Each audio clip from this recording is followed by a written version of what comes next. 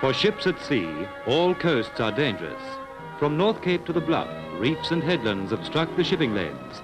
But on the New Zealand coast, from dark to dawn, the lights shine warning. But these lights sometimes go out of action.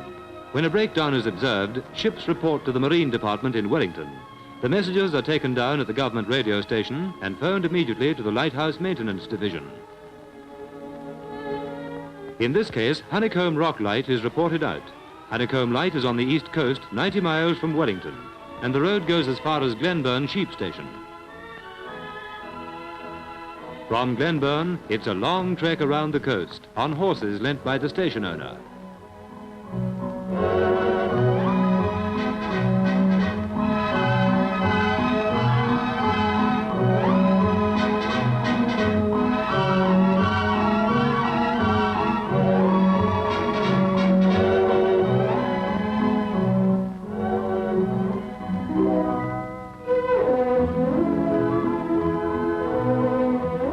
Honeycomb Light is automatic, and it marks a dangerous section of the east coast.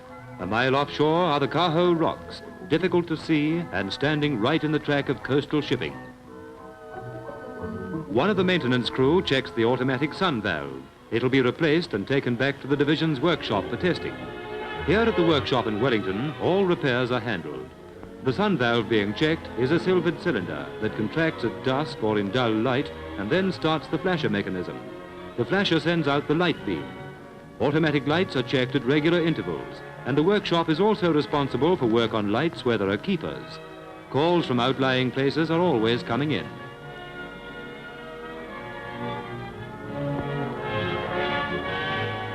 It may be a journey by truck around the coast to Cape Palliser. There are two keepers on the Palliser Light, but the maintenance crew is responsible for supplying stores and keeping equipment in working order. A road goes a certain distance, and from then on, the men take a chance, driving the heavy load over the beaches.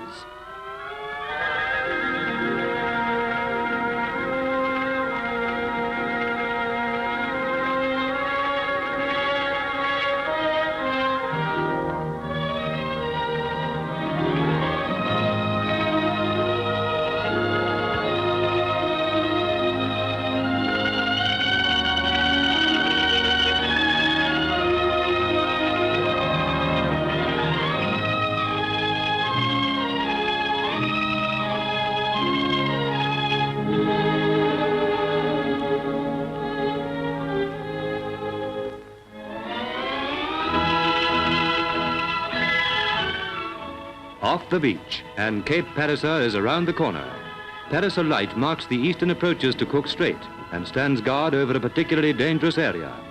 The light is an important marker and has men in residence, but the maintenance crew are bringing in stores and a new lightning conductor cable.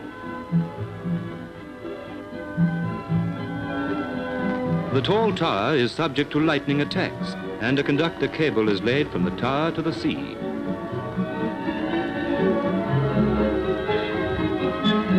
Palliser Light carries on as usual, but this work on coastal lights is simple compared with the servicing of lights on isolated reefs and islands.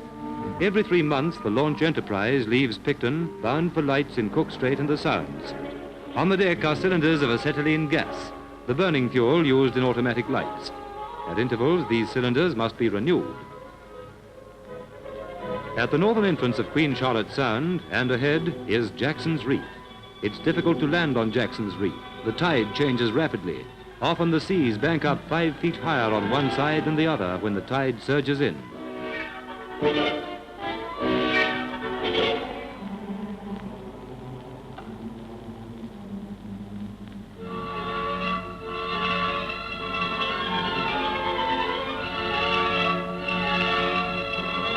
The men must work fast. New cylinders are hauled up and an inspection made of the sun valve and flasher equipment.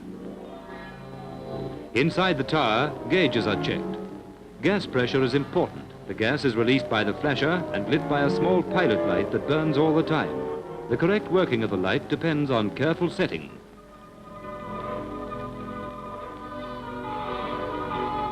The used cylinders are lowered down. Each cylinder weighs 250 pounds. It makes handling difficult.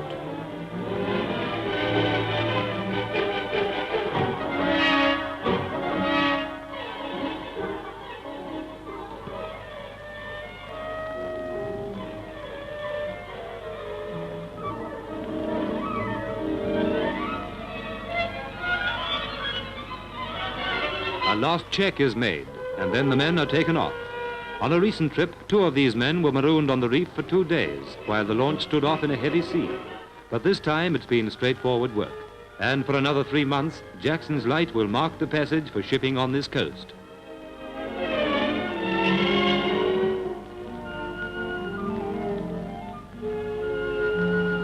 Heading out into Cook Strait, running into southerly weather.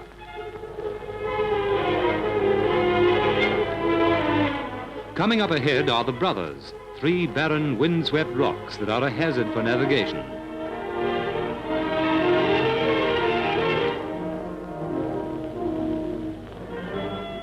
The light on the Brothers shines out in the center of the narrowest section of Cook Strait, and it's manned by 4 keepers. Tides flow swiftly past these rocks, and the light is an essential protection for shipping. The light burns kerosene, and its revolving lens sends out flashes every 10 seconds. The light needs plenty of attention, and the keepers also send in an hourly weather report by radio telephone to the Dominion Weather Office. The Brothers is a lonely place. The only life is the continual swarm of seagulls and a few Tuatara lizards.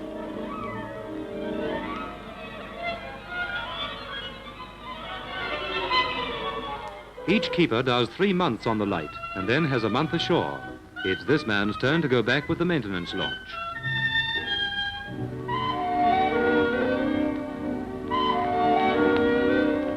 His kit is sent down the island's tramway.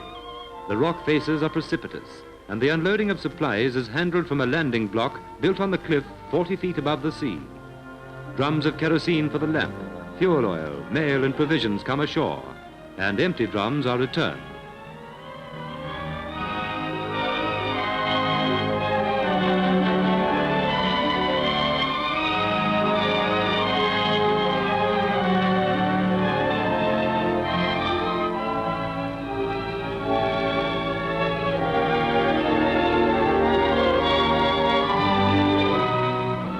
The last of the cargo is ready.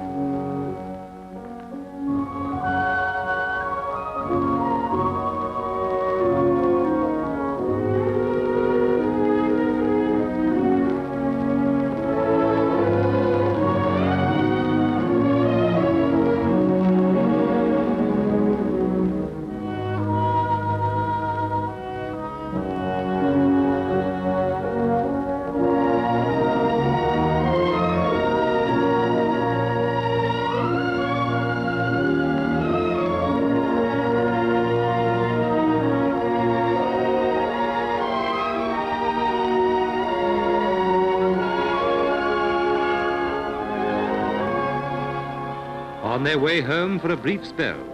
Work for the maintenance crew is hard and exacting, but it is these men who keep the lights in trim, the guides and warnings to all ships at sea.